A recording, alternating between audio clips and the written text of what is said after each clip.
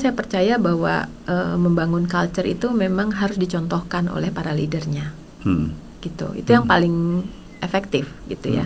Karena kalau enggak, mungkin karyawan di depan kita akan seperti memiliki culture itu. Tapi begitu kita nggak ada, ya nggak, culture-nya nggak begitu gitu ya, atau attitude-nya. Kalau kita ngomong culture itu kan tentang keyakinan dan perilaku gitu ya. Nah, kalau kita sendiri nggak yakin sebagai leader gitu ya, bagaimana kita memastikan orang-orang di sekitar kita juga yakin, gitu. Jadi ya kita mulai dari diri kita sendiri sih.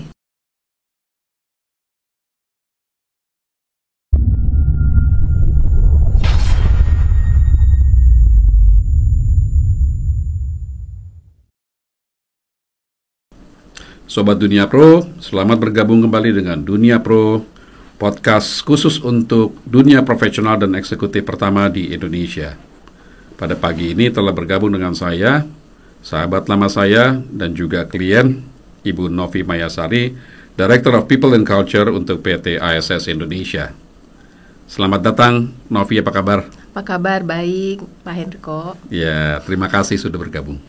Sama-sama. Iya, kita ngobrol-ngobrol ya sedikit mengenai Novi, mengenai ISS, mengenai topik utama kita hari ini lebih ke service excellence. Oh, oke. Karena saya melihat ISS kan organisasi yang sangat kuat dalam bisnis service, ya. Mungkin Novi bisa cerita sedikit juga nih pertama-tama nih, apa sih sebenarnya yang dilakukan oleh ISS? Servisnya apa aja, jasanya? Oke, service kami facility services ya. Kadang-kadang memang banyak di luar itu orang kenalnya outsourcing gitu ya. Tapi sebenarnya facility services itu sangat lengkap ya. Dari mulai intinya sebenarnya kan semua perusahaan itu punya workplace, punya tempat kerja gitu ya. Bagaimana memastikan tempat kerja itu nyaman dipakai gitu ya, bisa digunakan semaksimal mungkin. Investasi yang dilakukan oleh perusahaan di tempat kerja tersebut, di gedung tersebut misalnya ya, itu bisa maksimal. Jadi mulai dari misalnya cleaning service sampai misalnya security-nya, baik security gedung itu sendiri baik maupun security untuk penghuninya. Lalu kemudian juga termasuk pemeliharaan gedung, listrik, kelistrikan, pengaturan energi dalam gedung tersebut dan lain-lain. Jadi termasuk support function juga misalnya resepsionis dan lain-lain. Jadi memang istilahnya kadang-kadang orang mengatakan outsourcing atau cleaning service malah ya kalau ISS terkenalnya, tapi sebenarnya mencakup banyak hal. Kalau dari segi gedungnya sendiri ada jenis-jenis gedung tertentu atau bisa semuanya? Bisa semuanya. Jadi memang ada customer kami yang sudah mengikuti ESG gitu ya. Jadi gedung-gedung yang memang sudah melakukan penghematan energi dan lain-lain seperti itu. Jadi bisa semuanya. Oke. Jadi tidak terbatas rumah sakit. Tidak terbatas gedung pemerintahan, tapi bisa juga ya mungkin bandara gitu kali bisa juga kali ya Nov ya. Ya, bandara pernah menjadi klien kami, kemudian juga transportasi gitu ya. Bahkan ya kalau bicara tentang gedung termasuk pabrik manufacturing itu juga termasuk. Oke. Jadi yang paling umum namanya apa ya? Facility management mungkin ya? Iya. Yang lebih dikenal kali ya? Iya, bisa begitu. Sama lah facility service, facility management. Oke. Novi bisa cerita sedikit nggak mengenai company ini? Mulainya itu kapan dan bagaimana bisa bertumbuh sebesar ini? Karena kalau nggak salah di Indonesia karyawannya ada 45.000 kalau nggak salah ya? Iya, betul. Jadi kalau ini kan perusahaan asal dari Denmark ya. Jadi berdiri tahun 1901. Jadi udah lama ya. Wah, oke. 100 tahun lebih. Iya, betul. Di Indonesia 1996. Jadi tentu saja berkembang ya sampai akhirnya karyawan kami sekitar 45.000 tersebar di seluruh Indonesia. Jadi kalau di Indonesia tuh kota dan kabupaten tuh ada 500 kalau nggak salah ya kalau kita lihat. Maka ISS beroperasi di 150 kota dan kabupaten. Oke. Dari 1901 berdasarkan pengamatan Novi, kan Novi juga sering bolak-balik juga nih Copenhagen. Apa yang membuat ISS jadi bisa sukses sekarang? Sepertinya sih kalau saya lihat itu adalah komitmen terhadap people. gitu ya. Karena kami yakin bahwa manusialah yang mempengaruhi ruang kerja, gitu ya. Jadi ada 3 slogan yang kami miliki, yaitu kami harapkan karyawan kami adalah bisa menjadi diri sendiri, ya, be who you are, lalu bisa menjadi apa yang dia inginkan, dan kemudian menjadi bagian dari komunitas yang lebih besar, yaitu ISS secara global. Dan 3 slogan itu yang saya kira membuat perusahaan ini bersama karyawannya itu maju bersama. Oh, tapi kan kalau perusahaan multinasional banyak tuh yang selalu bilang kan slogannya people is our asset gitu loh. Iya. Kalau ISS itu apa yang membedakan dari perusahaan-perusahaan multinasional lain? Oke, yang membedakan adalah kalau saya rasakan ya, mungkin lebih enak kalau ceritanya tentang saya rasakan ya, karena dari pengalaman Novi pribadi. Iya, betul. Saya join itu 2 tahun yang lalu ya.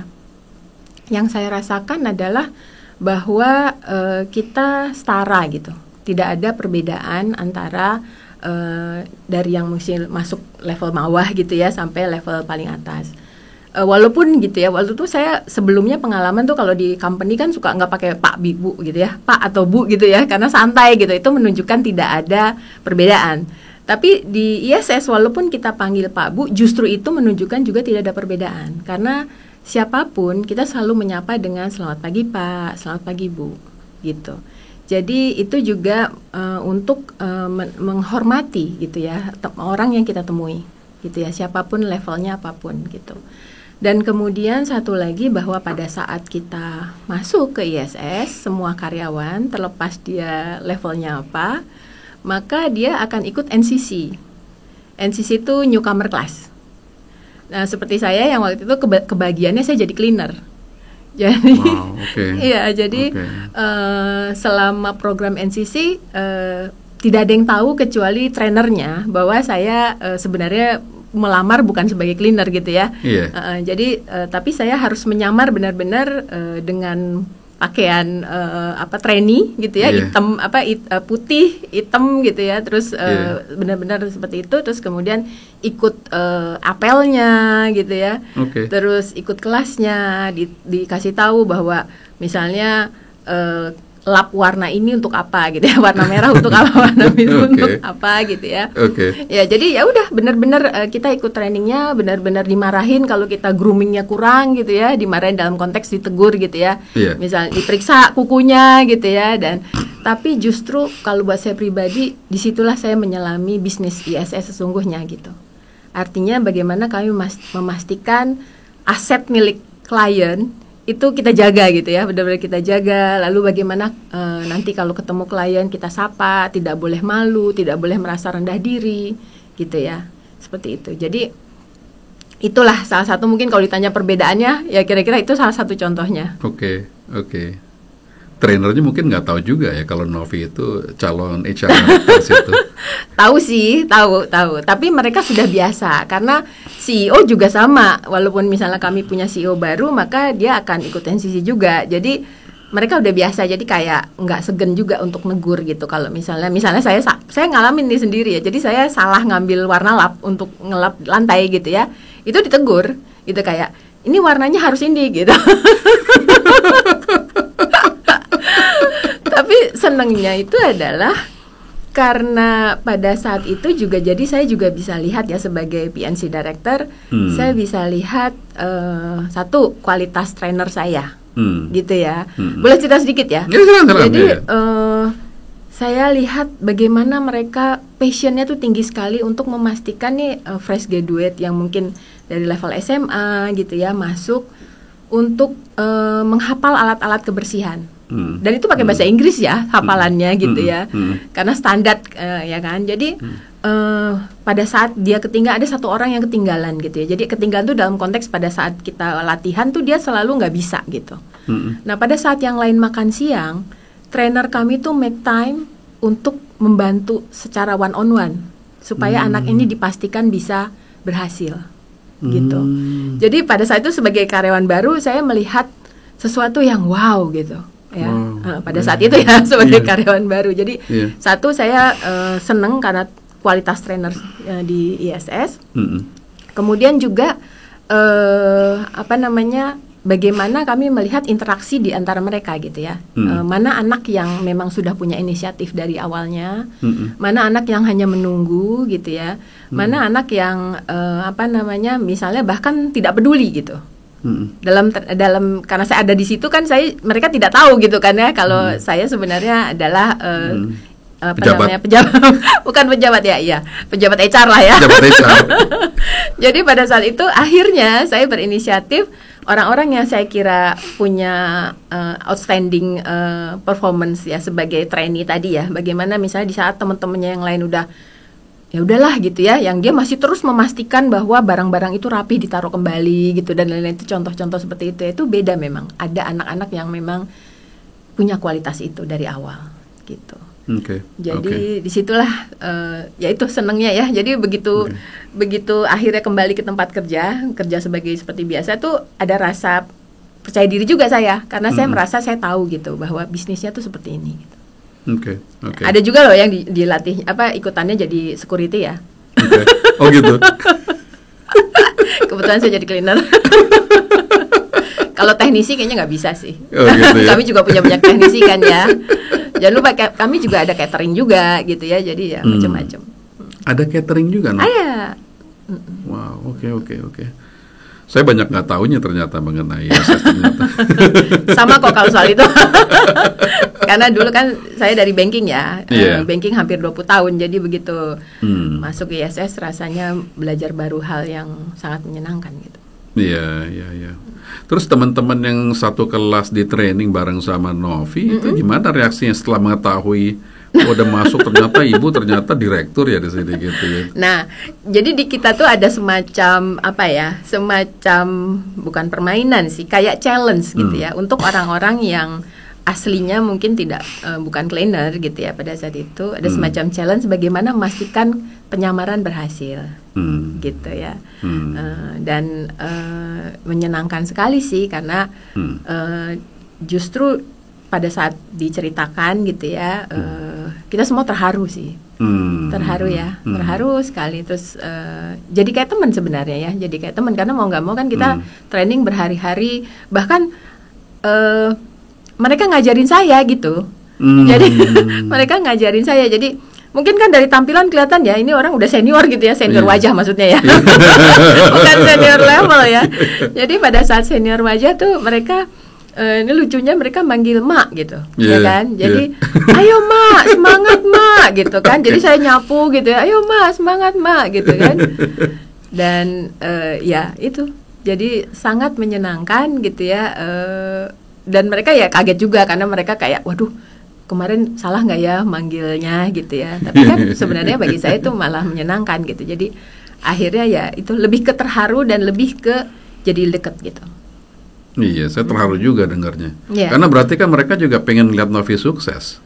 Iya, betul. Without even knowing your background gitu ya. Kalau mereka tahu Novi siapa, mungkin wah ini agak-agak ini nih. Benar juga ya. Iya benar.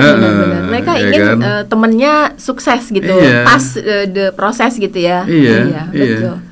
Wah itu benar deh.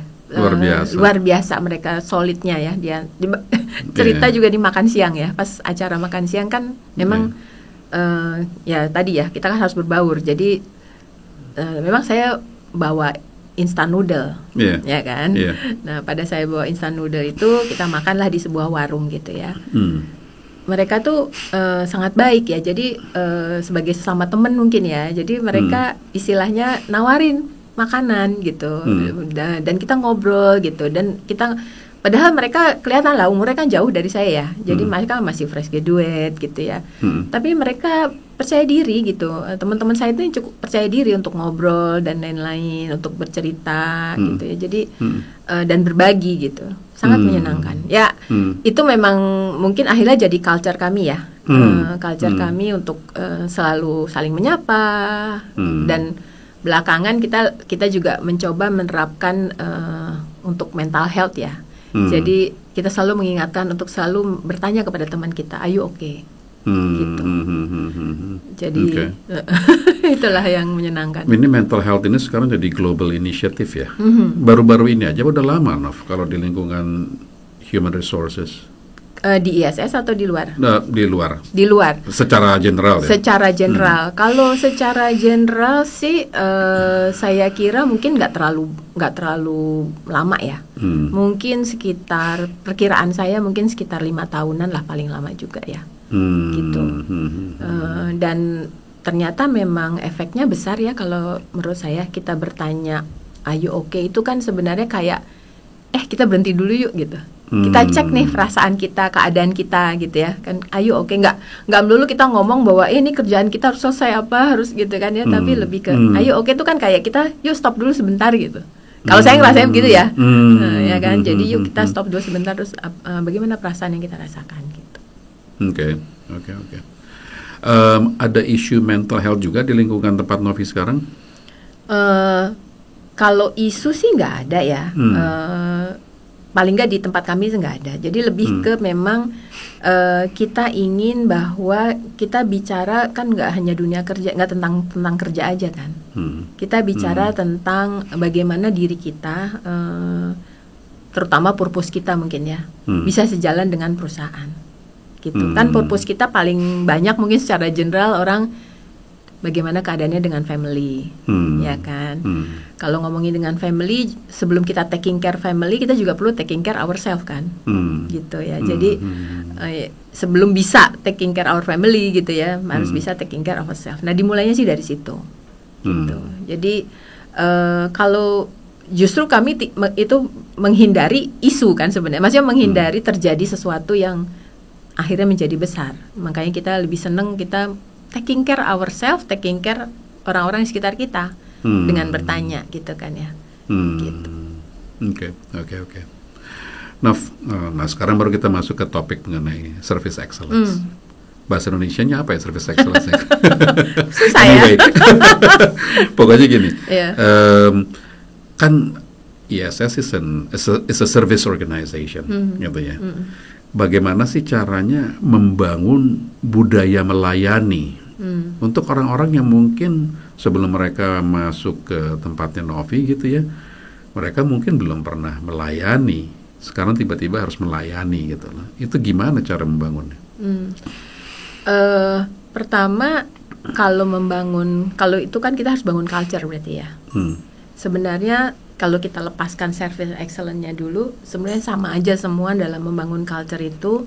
Pertama harus dari atas ke bawah kalau menurut saya. Kenapa? Karena harus dicontohin oleh leader yang paling tinggi, ya, dan terus turun ke bawah gitu ya. Itu satu dulu kalau menurut saya. Lalu berikutnya harus ada activity yang mengarah ke situ. Semua activity yang mengarah ke situ, policy yang mengarah ke situ gitu ya, dan program-program lainnya. Itu namanya membangun culture tuh seperti itu. Baru kemudian culture apa yang akan kita bangun kan? Dalam konteks ini adalah membangun culture service excellence tadi, gitu ya. Nah, bagaimana sih membuat mereka punya service excellence?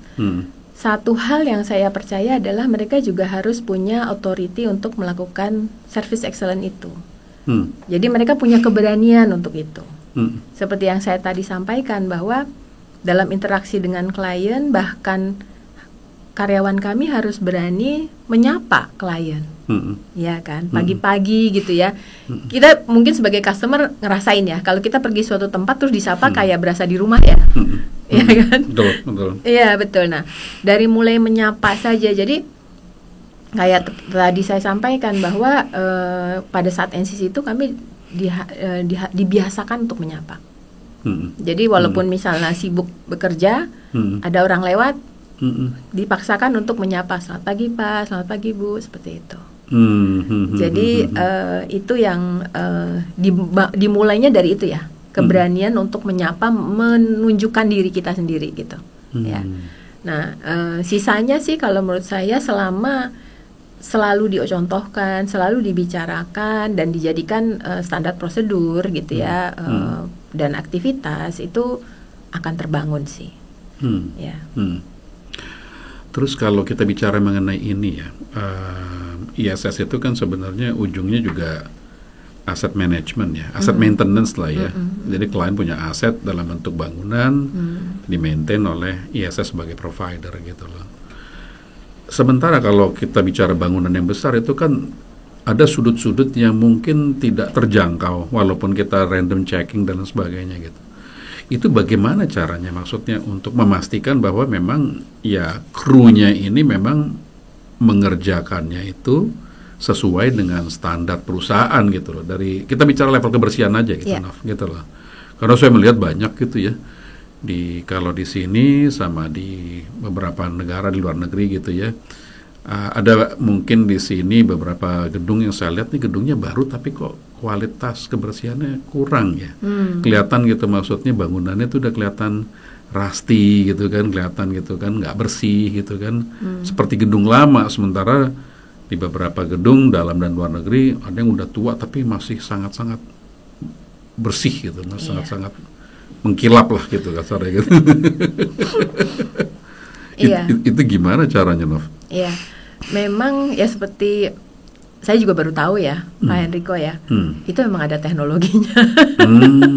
Ya, jadi ada teknologinya. Jadi ini sedikit cerita ya, baru-baru ini gitu ya, ada teman cerita gitu ya, bagaimana bahwa dia punya kantor gitu ya, terus kemudian ternyata dia sudah ada panggil lah ya pembersih gitu ya, tapi hasilnya mengecewakan gitu. Terus akhirnya adalah dibantu gitu ya dari ISS dan dari situ dia tahu bedanya gitu ya. Kayak misalnya ini saya bukan ahli ya, tapi dari interaksi saya dengan tim itu, jadi kayak marmer sendiri itu juga ada level-levelnya lah untuk memastikan bahwa tetap kualitasnya terjaga gitu. Jadi memang di tempat kami itu ada semacam kayak pilar-pilar keahlian. Jadi pilar-pilar keahlian tuh misalnya ada pilar keahlian untuk security, pengamanan, ada untuk cleaning, ada untuk teknisi gitu. Jadi, nah kalau kita bicara kebetulan ini kita spesifik untuk kebersihan. Nah di sini kita bicara bukan hanya soal bagaimana membersihkan tadi ya sudut-sudut, rope akses yang tinggi gitu ya, gedung tinggi kaca mungkin kita sering lihat ya itu ya, sampai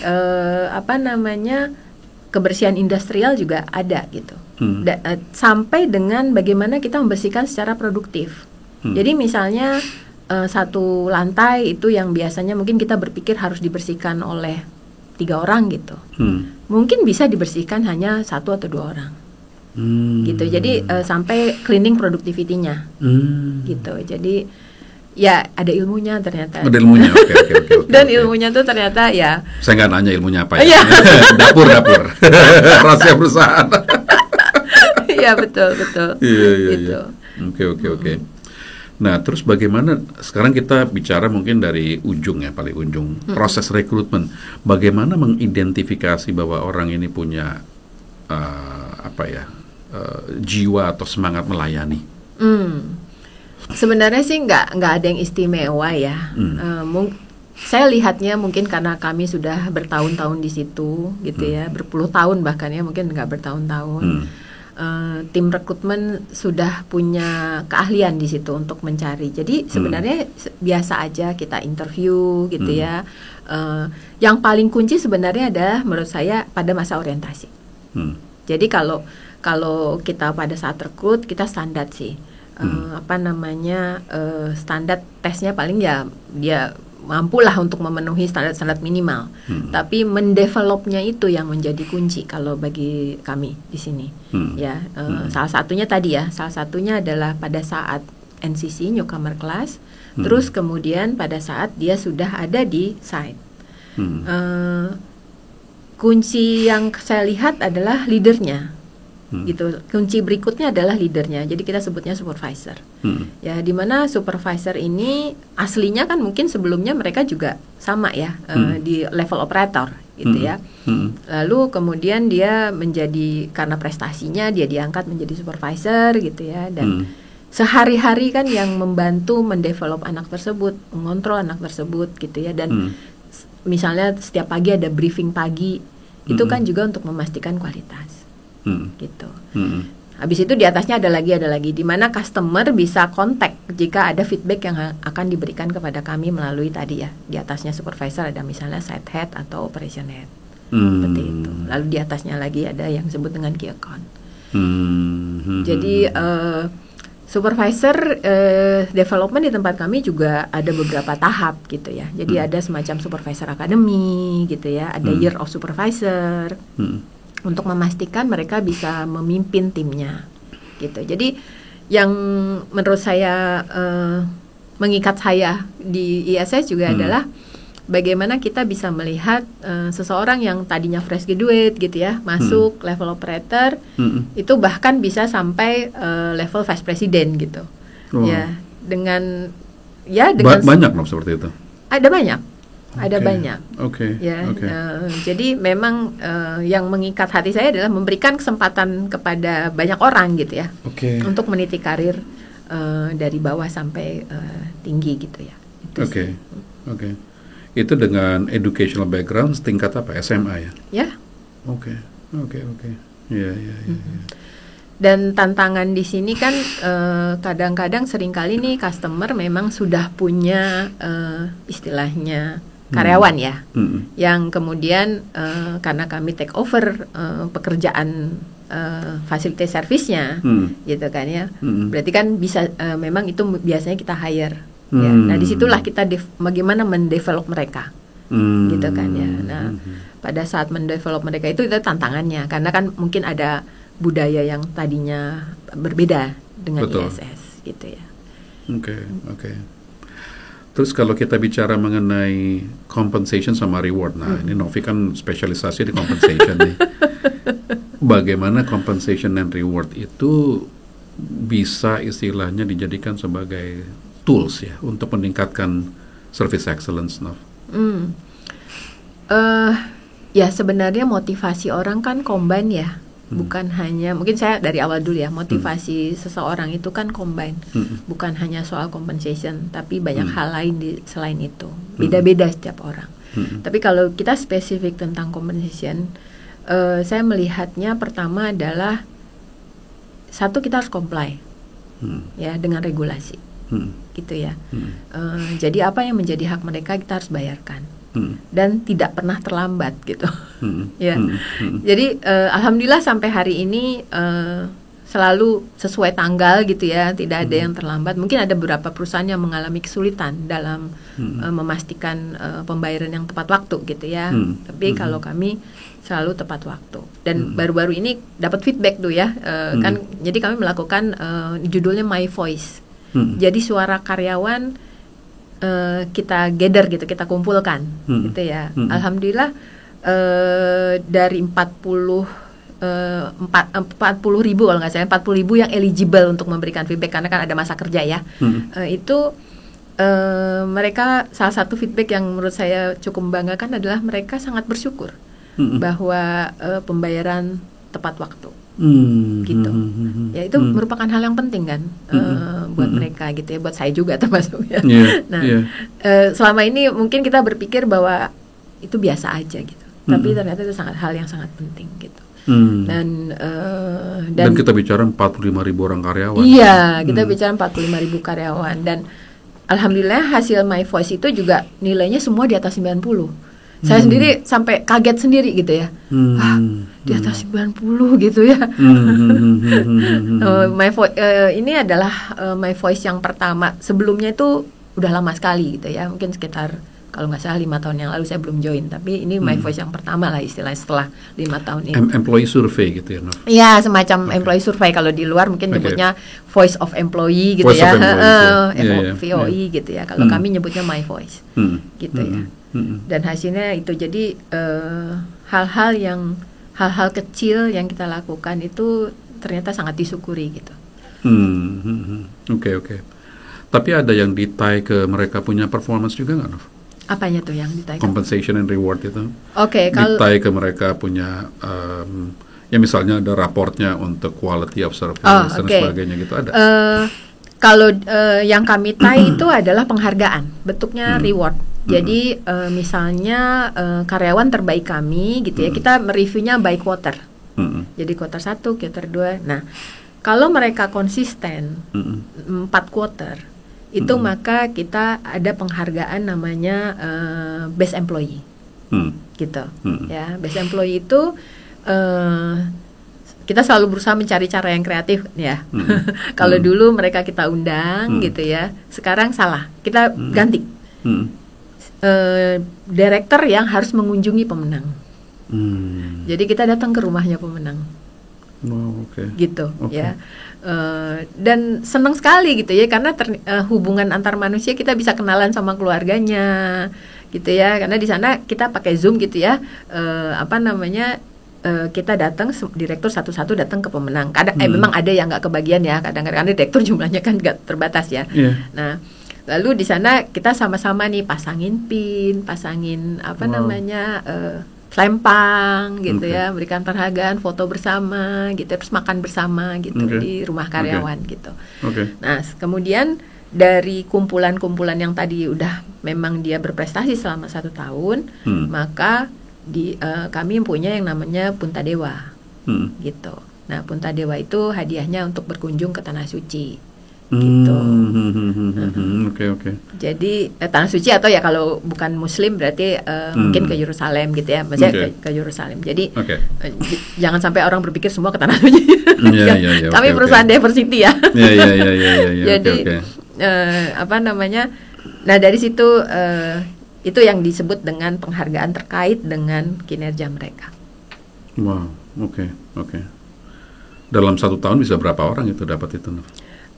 Kalau untuk Bima mungkin sekitar satu slot itu sekitar mungkin 16-an lah. Bima itu apa?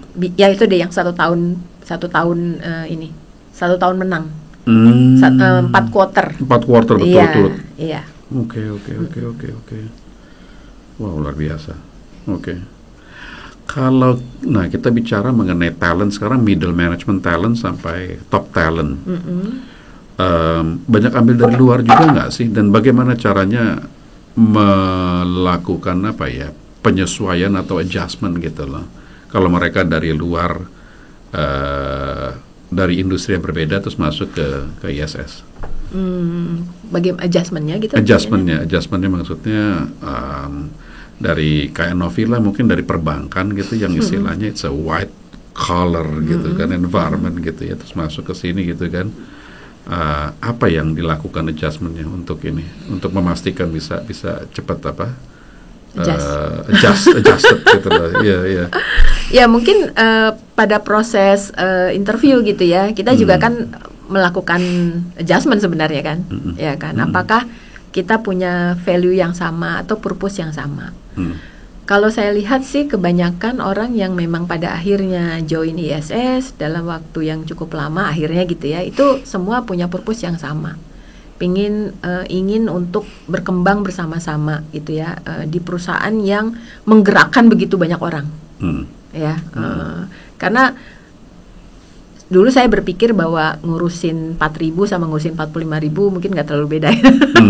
Ternyata juga ada bedanya ya, banyak juga gitu ya. Jadi tapi dimulai dengan keinginan untuk tadi ya, tumbuh bersama-sama ngurusin 45.000 orang. Kalau kita bicara level yang tinggi ya, gitu ya, level white collar gitu ya. Walaupun saya nggak terlalu suka nyebut itu, tapi ya yang profesional lah ya, yang gitu. Jadi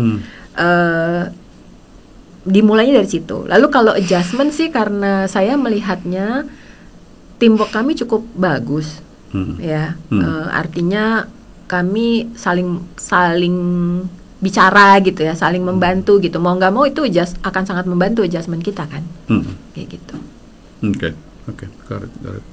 Terus kalau dari segi ini ya, diversity sama inclusion, apa yang diterapkan sekarang di ISS? Kalau di ISS Indonesia kita satu gender balance, age diversity, sama abilities, different abilities. 3 hal itu yang menjadi program utama kami. Ya, jadi memang istilahnya selalu dipantau lah ya, dipantau keseimbangan gender gitu ya. Nggak mudah sih memang, karena walau bagaimanapun di Indonesia tuh kayak kita masih percaya bahwa kalau job ini cocoknya cowok gitu ya, laki-laki gitu kan, kalau job ini cocoknya perempuan gitu ya. Tapi tentu saja kami akan membantu, misalnya seorang perempuan yang ingin bekerja di dunia laki-laki, itu sama sekali nggak ada ininya gitu ya, nggak ada batasannya sebenarnya. Dan memang kami usahakan dalam setiap rekrutmen selalu ada kandidat dari dua gender tersebut, gitu. Walaupun ya tentu kalau hasil tergantung kinerja ya, tergantung capability mereka. Oke. Age juga demikian, sama, karena pada saat saya join ISS kan saya juga udah nggak muda ya. Jadi pada waktu itu saya juga bingung kenapa masih ditawarin gitu ya. Tapi ya kemudian akhirnya setelah saya pelajari, oke, mereka tidak melihat usia gitu ya. Jadi ya Pak Hendriko sendiri tahu kan ya. Jadi saya waktu resign kan nggak langsung kerja ya, maksudnya buka usaha sendiri gitu ya. Jadi kemudian akhirnya ditawarin Me time dulu, me time lama ya. Me time dulu. Jadi pada saat itu juga agak bingung sebenarnya, terus terang, kok nawarin saya gitu ya, padahal kan istilahnya entar lagi pensiun gitu ya. Tapi ya ternyata memang kita age different kita hargai. Oke. Kalau ada nggak sih maksudnya karakter-karakter tertentu gitu orang yang bisa fit in dalam organisasi ini?